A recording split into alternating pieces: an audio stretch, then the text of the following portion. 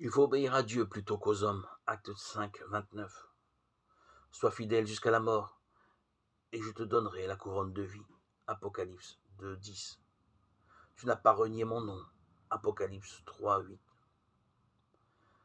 Patrick Hamilton, né en 1504 et parti en 1528, était un descendant du roi d'Écosse, Jacques II.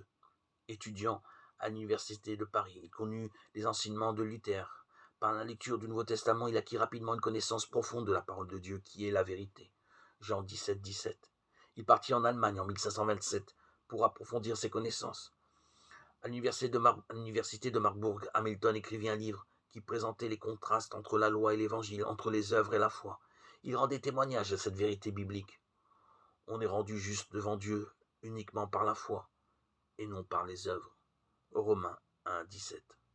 Au bout de quelques mois, Hamilton, sentant qu'il y était préparé, voulut retourner en Écosse pour servir ses compatriotes.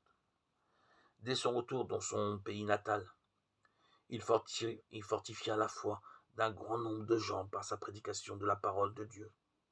De nombreuses personnes de sa parenté et quelques nobles, mais aussi beaucoup de paysans et d'ouvriers, crurent à l'Évangile.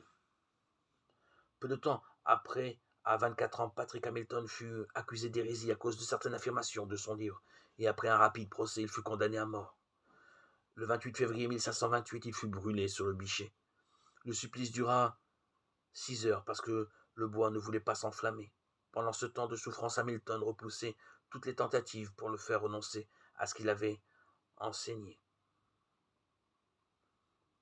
À la fin, il pria à haute voix et dit : « Seigneur Jésus, reçois mon esprit. »